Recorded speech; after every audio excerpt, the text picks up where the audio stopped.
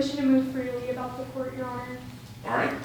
And for approaching witnesses, would you like us to ask to approach every time or just once during examinations? Let's do it each time, so that way everybody knows what you're about to do when you go roaming around the well, please. Yes, Your Honor. And for entered exhibits, would you like us to place them on this podium? When you're done manipulating the exhibits, let's put them somewhere where everybody can not hear this table. There's an Elmo, or that's the device we call it.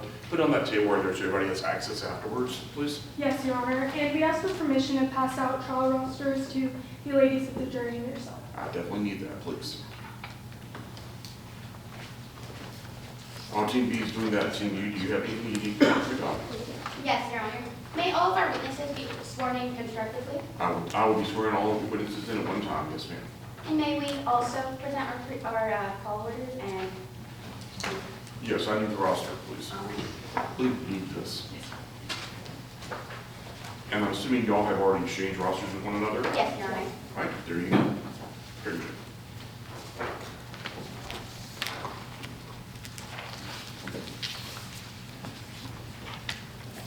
Thank you so much.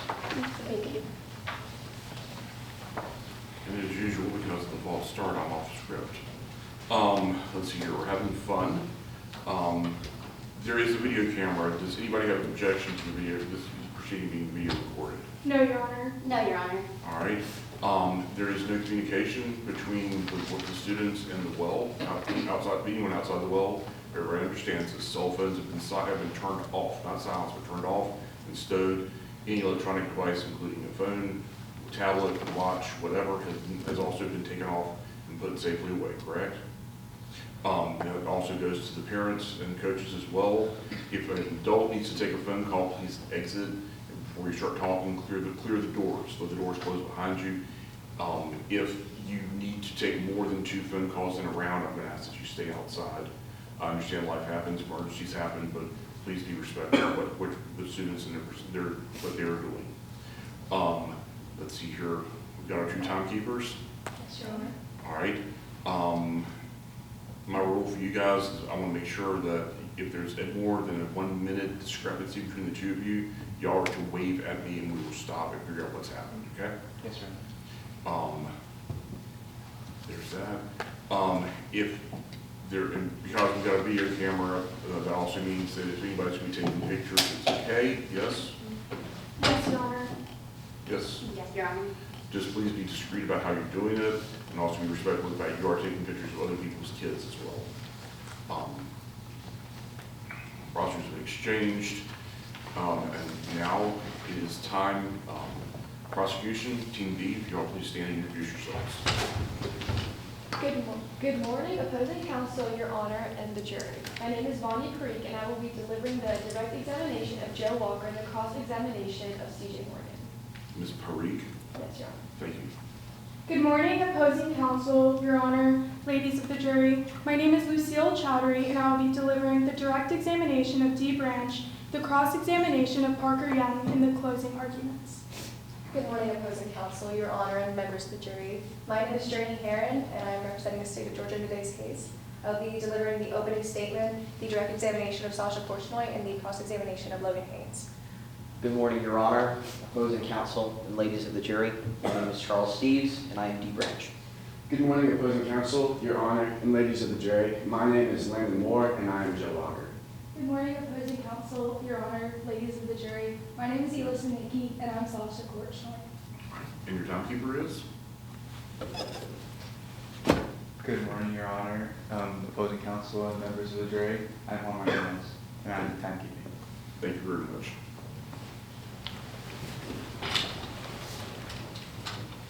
Thank you. All right. Continue. Good afternoon, Your Honor, opposing counsel, and members of the jury. My name is Daisy McCurley, and I will be delivering the opening statement on behalf of the defense.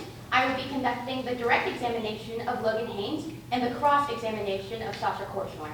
My name is Madison Butler, and I will be conducting the direct examination of C.J. Morgan, as well as the cross-examination of Joe Walker, and the closing argument on behalf of the defense. My name is Shelly Reynolds. I will be conducting a direct examination of Parker Young and a cross-examination of D. Branch. Now for our witnesses. My name is Charlie Sweat, and I will be portraying Logan Haynes. My name is Abby Smith, and I'll be portraying Parker Young. My name is Ada Key, and I'll be portraying CJ Morgan, and now our timekeeper. My name is Lindsay Helford, and I'll be timekeeping on behalf of the court. All right, thank you all so much. At this time, I will ask the witnesses, if all 6 of y'all will please stand, raise your right arm, and take the following oath. Do you promise that the testimony you're about to give will faithfully and truthfully conform to the facts and rules of the mock trial competition? If so, answer I do. I do. All 6 witnesses have answered in the affirmative. Y'all may be seated. All witnesses are now considered to be sworn in. Are there any additional pretrial matters we need to take up or discuss? No, Your Honor. No, Your Honor. All right, is the state ready to proceed to trial at this time? Yes, Your Honor. All right, and feel free to move the podium about as you need.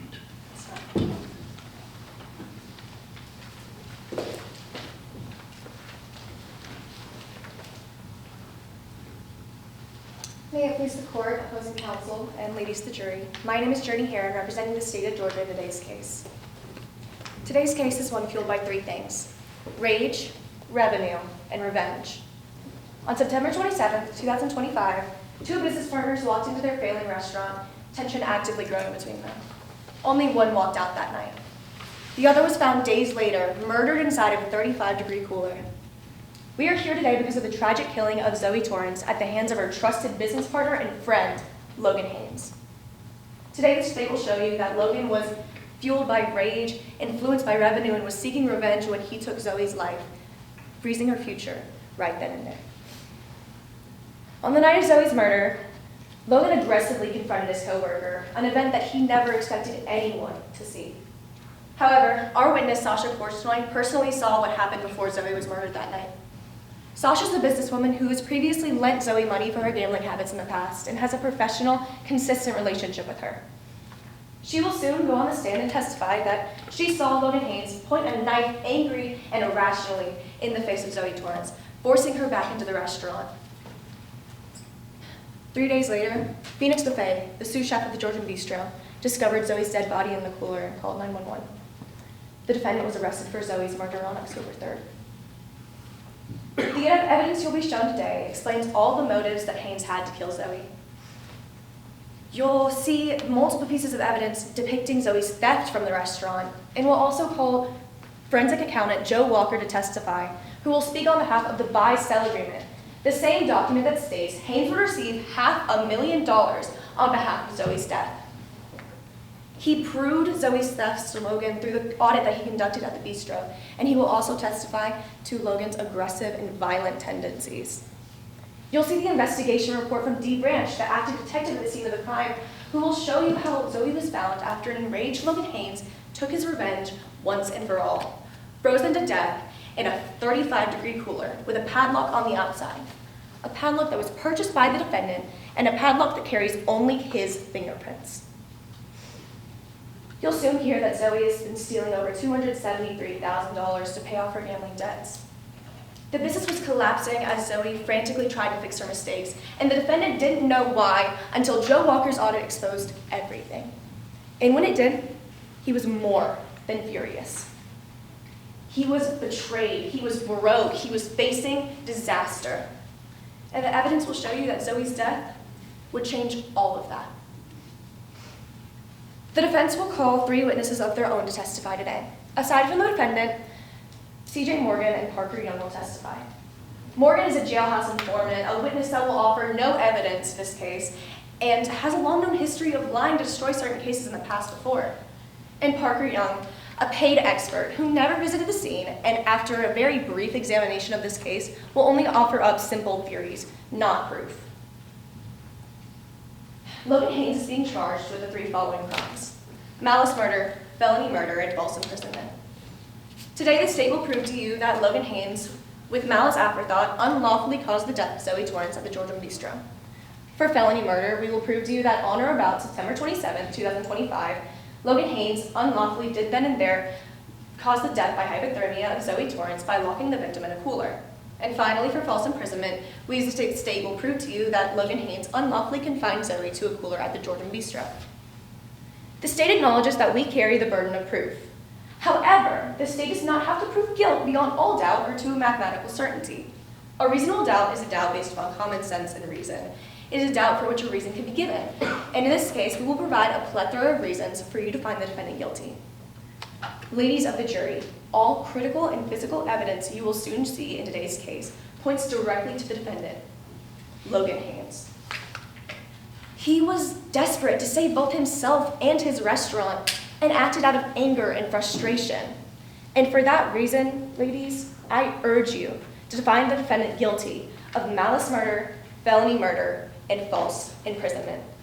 Thank you. All right. Does the defense have an opening statement?